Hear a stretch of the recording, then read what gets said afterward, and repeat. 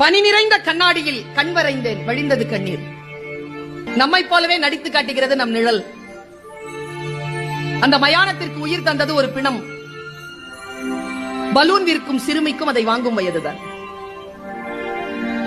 எந்த கிளி ஏமாற்றி சென்றதோ தாடியுடன் இருக்கிறது ஆலமரம். வாயை கிழித்த பின்னும் தொடர்ந்து பேசுகிறது கடிதம். லாரி நிறைய மரம், இரையுடன் கூட்டை தேடும் தாய்க்குருவி. காற்றுக்கு சலிப்பதே இல்லை, ஒரே புத்தகத்தை 1000 முறை புரட்டுகிறது. இலையின் நடனம், அதே காற்று, இலையின் மரணம். சரிந்த மேம்பாலம், இழிபாடுகளுக்கு இடையில் சிக்கியது ஊழல். மணல் விற்கும் திருடனுக்கும் தேவைப்படுகிறது அவன் அஸ்தியை கரைக்க ஒரு ஆறு.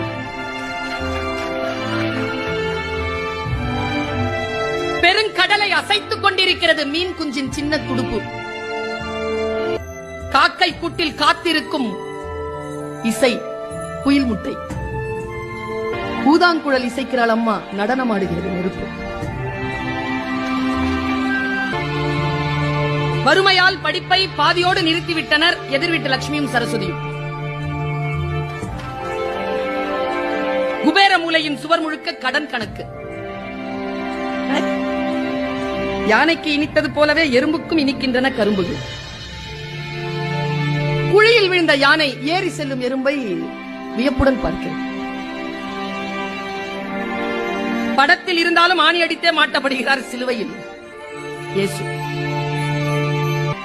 விழுந்த பிறகும் பறந்து பார்க்கிறது பறவையின் இறகு. புகைப்படக்காரரை அசையாமல் நிற்க வைத்தது மலையருவி. மயிலிறகு குட்டி போட்டது பள்ளியின் நினைவுகளை. ரயில் மோதி பிளிரும் யானையிடம் அழிக்கப்பட்ட காட்டின் குரல்.